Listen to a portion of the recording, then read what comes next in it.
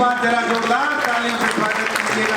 शंभू शिखर हास्य रस का पर्याय, पूरी दुनिया में उनकी गूंज है, अमेरिका से लेकर और अनेक देशों तक। मैं चाहूंगा कि इस समय जो हमारा सर्वाधिक सुप्रसिद्ध लाफिंग सिलेंडर है, एक बार जरा जोरदार तालियों से स्वागत।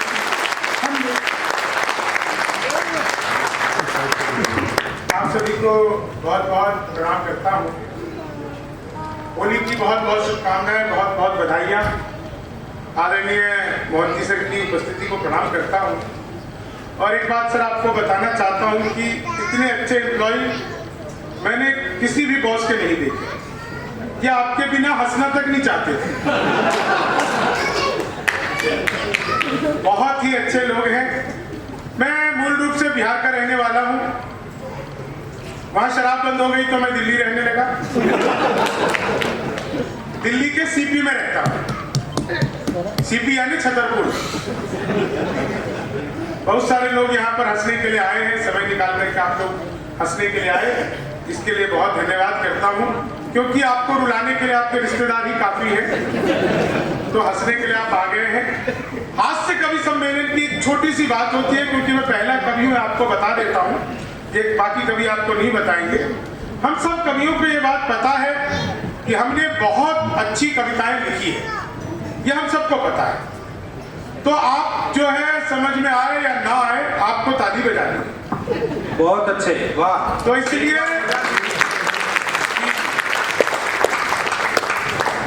पिछले दिनों आज सर एक तो बहुत ही अच्छा हुआ। आज जब मैं अपने घर से निकला और ये मॉल है पीछे, एक ये लक्ष्मी नगर में पीछे V3S मॉल, उस मॉल से गली से मैं लेफ्ट ले रहा था इधर, तो मैंने देखा दो आदमी आपस में आधे घंटे से गाली गलौज कर रहे थे, जाम लगा दिया। आधे घंटे से गाली गलौज जब उनका नहीं रुका तो मुझसे रहा नहीं गया।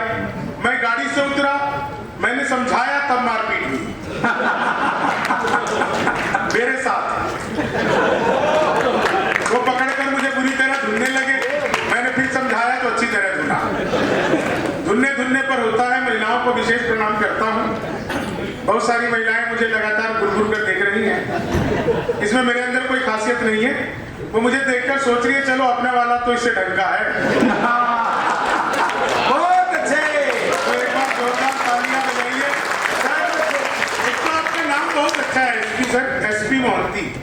मतलब आप कुछ नहीं भी होते तो भी एसपी होते, तो ये बड़ी बात है।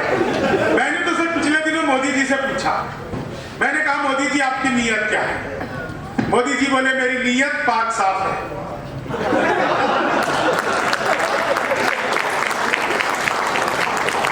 पिछले दिनों सर वो चीते भारत आए, तो मैंने चीते से भी पूछा, भाई जो आदमी मोदी से डायरेक्ट पूछ सकता हो उसके लिए चीते कितनी बड़ी बात है। तो मैंने चीते से पूछा, मैंने कहा तुम भारत आ रहे हो, तुम्हें आते हुए डर नहीं लगा? बोले नहीं, हम वहीं से बीजेपी ज्वाइन करके आए। बहुत अच्छे। पिछले दिनों एक आदमी मिला, बोला यार ये मोदी जब से आया है देश 500 साल पीछे चला गया। मैंने कहा योगी को आने दे, त्रेता युग में ले जाए। एक बार मैंने अपनी सगी पत्नी से पूछा, सगी से पूछनी पड़ती है, तो मैंने एक बार अपनी सगी पत्नी से पूछा, मैंने कहा क्या मैं तुम्हारे सपनों में आता हूँ? बोली नहीं, मैं हनुमान चालीसा पढ़कर सोती हूँ। भूत पिशाच निकट नहीं आते। महिलाओं को फिर से प्रणाम करता हूँ। सर कितने हंस रही है, घर पर भी ऐसी रहा करो। अगर ये घर पर भी इतना खुश रहेंगी तो क्या इनको ऑफिस में ला करके हंसाना पड़ेगा। लेकिन हम पुरुष, एक बात दावे के साथ कहना चाहता हूँ, पुरुष 100% स्वच्छता अभियान को मानने वाले लोग हैं। हम चाहे हफ्ते में एक दिन के लिए नाई की दुकान पर जाएं, महीने में एक दिन के लिए नाई की दुकान पर जाएं, हम वापस आते ही, सैलून से वापस आते ही सबसे पहले नहाते हैं। मैंने आज तक एक भी महिला ऐसी नहीं देखी जो ब्यूटी पार्लर से वापस आने के बाद पूरी धोती हो। और मैं तो सिर्फ बिहार का, सारे लोग आरोप लगाते हैं कि दिल्ली में इतने बिहारी आ गए, इतने बिहारी आ गए। इसमें हमारी कोई गलती नहीं है, सारा कसूर दिल्ली वालों आपका। बड़े बड़े पांडाल लगाते हो, कीर्तन मंडली बुलाते हो, फिर भजन करवाते हो, राधे राधे जब वो चले आएंगे बिहारी, राधे राधे जब वो चले आएंगे बिहारी। अब कलयुग में वो बिहारी तो आ नहीं सकते, हमें ट्रेनों में ठुस कराना पड़ता है।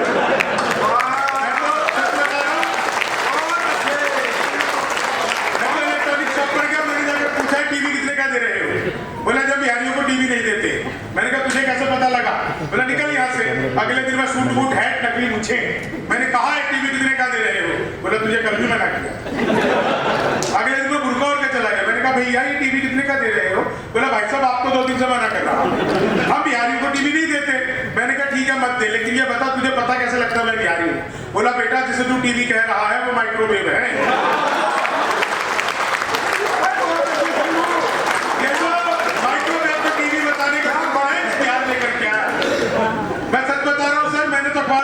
देखा लिखा था घर बैठे मिठाई मंगवाइए। मैंने कहा पिज्जा बर्गर तो खूब मंगाए, मिठाई कैसे मंगवाएंगे? तो मैंने अखबार में दिए हुए नंबर पर कॉल किया। उधर से कंप्यूटर रिकॉर्डेड आवाज आने लग गई। बोले जी नमस्कार, अग्रवाल स्वीट कॉर्नर में आपका हार्दिक स्वागत है। मिठाई लेने के लिए 1 दवाई है, चाट पापड़ी के लिए 2 दवाई है, गजक नमकीन के लिए 3 दवाई है, गोलगप्पों सब कुछ की दुकान पे मिलती है आजकल। मुझे मिठाई चाहिए थी, मैंने 1 दवा दिया। वो फिर शुरू हो गए, लड्डू लेने के लिए 1 दवाई है, बर्फी लेने के लिए 2 दवाई है, जलेबी लेने के लिए 3 दवाई है, रसगुल्ले लेने के लिए मुझे लड्डू चाहिए था, मैंने 1 दवा दिया। बेसन के लड्डू लेने के लिए 1 दवाई, मोतीचूर के लड्डू लेने के लिए 2 दवाई है, गोंद के लड्डू लेने के लिए 3 दवाई है, तिल के लड्डू के लिए 4, मुझे बेसन का चाहिए था, मैंने फिर 1 दवा दिया। 1 किलो लेने के लिए 1 दवाई, 2 किलो लेने के लिए 2 दवाई, 3 किलो के लिए 3 दवाई है, 100 किलो के लिए 4, 1 दवाना था गलती से 4 दवा दिया। मैंने वही किया जो आप करते, तुरंत ही फोन काट दिया। 1 मिनट बाद कॉल बैक आ गई। बोले जी नमस्कार, हम अग्रवाल स्वीट कॉर्नर से बोल रहे हैं, आपके यहाँ से 100 किलो बेसन के लड्डू का ऑर्डर आया है, मिठाई किस पते पर भिजवा रही है? मैंने सोचा है तो फंस गए, लेकिन बिहारी आदमी फंसता नहीं, फंसाता भी नहीं है, बीच का रास्ता निकालता है। बोले जी जल्दी बताइए आपके यहाँ से 100 किलो बेसन के लड्डू का ऑर्डर है, मिठाई किस पते पर भिजवानी है? मैंने कहा देखो भैया ये फोन किसने किया मुझे तो पता ही नहीं। घर में हम 9 भाई हैं, सबसे बड़े वाले से बात करने के लिए 1 दवाई है, सबसे छोटे से बात करने के लिए 2 दवाई है, सबसे छोटे से बात करने के लिए 3 दवाई है, और जब तक असली वाला ना मिल जाए तब तक दबाते जाइए, दबाते जाइए, दबाते जाइए। आप लोग जोरदार तालियां बजाइए। बहुत अच्छा शंभू, शानदार।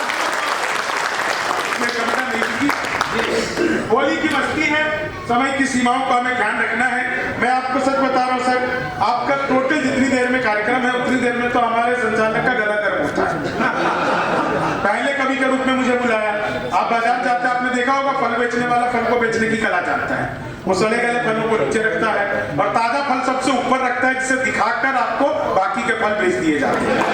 तो कवि सम्मेलन का पहला कवि मैं हूँ, जिसे दिखाकर ये तमाम वैरायटी आपको परोस दी जाएगी और आप लोग ऐसे ही आनंद लेते रहेंगे। बहुत सारे लोग मोबाइल से मेरा फोटो ले रहे हैं, उन्हें प्रणाम करता हूँ। बता देना चाहता हूँ मेरा डिजिटल कैमरे से भी नेगेटिव आता है, नहीं हो जाता है सर। मैं जहां भी जाता हूँ सच बात है, सब लोग मेरे से मिलते हैं, फोटो खिंचाना चाहते हैं। दरअसल इसमें मेरे अंदर फिर कोई खासियत नहीं है, मेरे साथ जो खिंचाता है फोटो उसकी अच्छी आती है।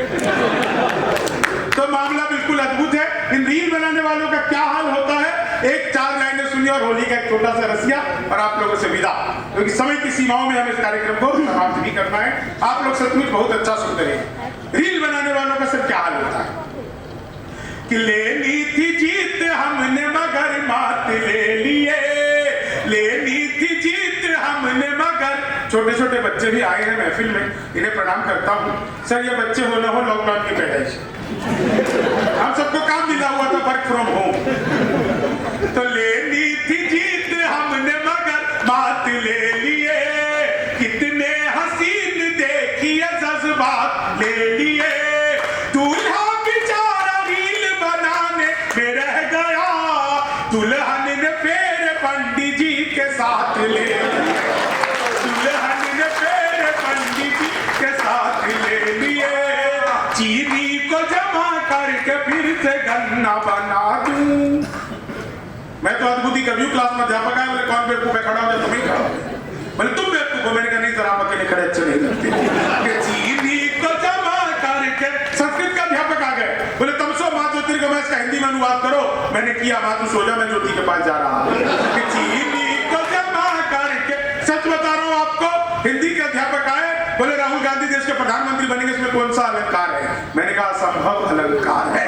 चीनी को जमा करके, बिल्कुल सच बता रहा हूँ सर। हिंदी का अध्यापक ने पूछ लिया, बोले लड़की में बड़ी की मात्रा आएगी कि छोटी की। मैंने कहा पहले लड़की दिखाओ।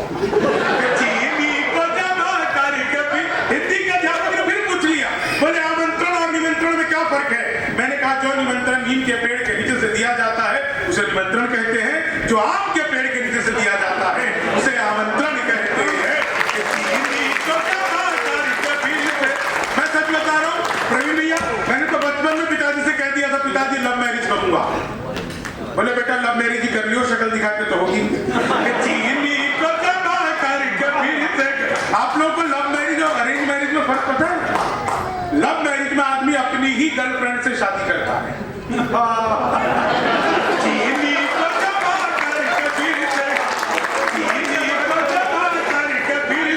मेरा दोस्त बोला यार मौका लगे तो शादी कर ले। मैंने कहा मौका ही लग जाए तो शादी करके क्या करूंगा? सच बता रहा हूं गणित के अध्यापक आ गए, बोले मैंने तुम्हारे पिताजी को 2000 रुपए 6% ब्याज पर 10 दिन के लिए दिए, तो 10 दिन बाद कितना लौटाएंगे? मैंने कहा वो नहीं लौटाएंगे। बोले क्यों तुम्हारे पिताजी गणित नहीं जानते? मैंने कहा जी आप मेरे पिताजी को नहीं जानते। सच बता रहा हूं सर गणित वाला गया ही नहीं। बोला तो समझ लो किसे कहते हैं? मैंने कहा जब लगातार 10वीं बार लव हो जाए तो चीनी को जमा कर। वो गणित वाले ने फिर पूछ लिया, बोले एक्स की वैल्यू बताओ। मैंने कहा जो हमें छोड़कर चली गई हमारी नजरों में उसकी कोई वैल्यू नहीं है। क्या खुश हो रहे हो आप लोग? सर मेरे पड़ोस में रोज एक लड़की नागिन डांस करती थी, रोज नागिन डांस करती थी।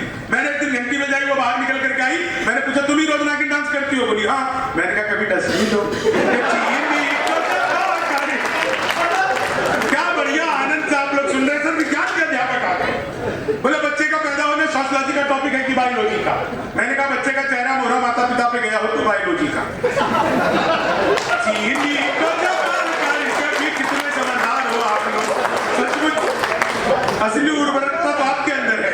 चीनी को सर बिल्कुल सच बता रहा हूँ आप लोग। एक तो आप लोगों ने सुना होगा कॉपी पेस्ट। इस कॉपी पेस्ट का कल्पना में आविष्कार हिंदुस्तान में हुआ है और हमारी महिलाओं ने किया है। वो नीचे वाले होठों पर लिपस्टिक लगाती है, ऊपर पप पप पप पप पप हो गया कॉपी पेस्ट। चीनी को जमा कर। आप लोग बिल्कुल सही समय पर आए हो, हम ही थोड़ा जल्दी शुरू हो गए। चीनी को जमा कर के फिर से जल। भाई साहब तो बच्चा भी गोद में लेकर के आए, घर पे भी खिलाते हो यहाँ भी। क्या बढ़िया आप लोग सुन रहे हो। आइए अंतिम 1 मिनट, समय की बहुत सीमाएं हैं, फिर भी मैंने इसमें सर 2 मिनट एक्स्ट्रा ले लिया। होली का मौसम है भाई साहब, पहली बार सुना कि होकर मस्त मलंगी खा लो भंग की गोली रसिया, होकर मस्त मलंगी खा लो। देखो ताली बजाने की एक टेक्निक बता देता हूँ, वो पूरे कवि सम्मेलन में काम है, जीवन भर काम है। जितनी भी शादीशुदा महिलाएं हैं बाएं हाथ उठाइए, महिलाओं को उठाना भैया तुम नीचे।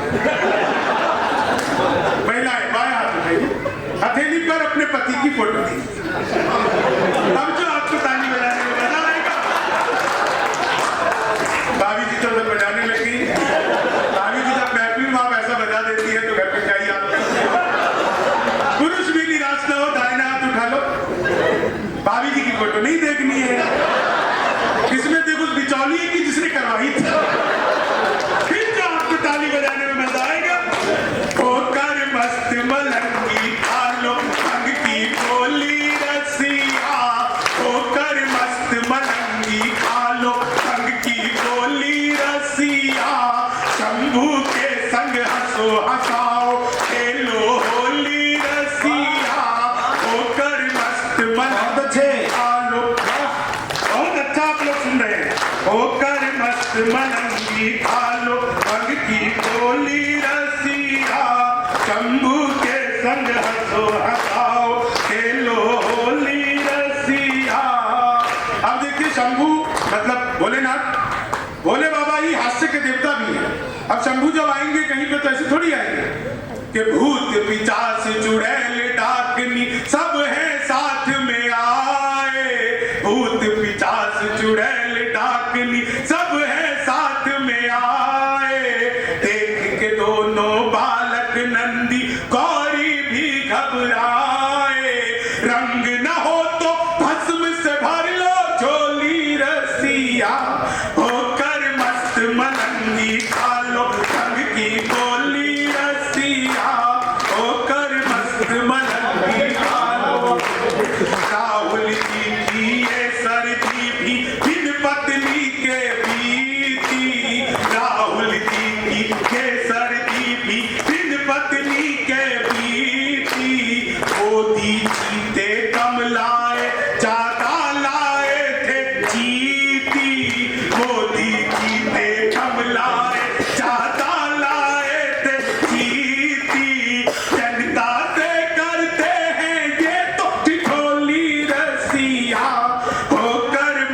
मलंगी। बहुत बड़ा गीत है, अंतिम पढ़ता हूँ। आदरणीय अतुल जैन जी बैठे हैं सर, आपकी उपस्थिति को प्रणाम करता हूँ। वही सर हम कवियों को फंसाए हैं यहाँ पर, वो नहीं सच बात है। और उनके ही निवेदन पर हम लोग कभी यहाँ पर आए हैं। और आदरणीय अंजू मैम बैठी हैं, वो उनके सगे पति हैं। हंसी है इसलिए सब सुनिएगा कि एनडी गठबंधन आने की फ्यूज बल्ब की झालर, एनडी गठबंधन आने की फ्यूज बल्ब की झालर, बाद चुनाव के पकड़ेंगे ये एक दूजे की कालर, खाली कर देंगे जल्दी खोली रसिया, होकर मस्त मलंगी खा लो। राजनीति में अक्सर ड्रामा करते अपन बिहारी, गिनती ना पूछो चच्चा ने कितनी पलटी मारी, गिनती ना पूछो चच्चा ने कितनी बहुत अच्छे मारी, सबको ही देते हैं मीठी गोली रसिया, होकर मस्त मलंगी खा लो। आप सबका बहुत बहुत आभार, बहुत बहुत धन्यवाद।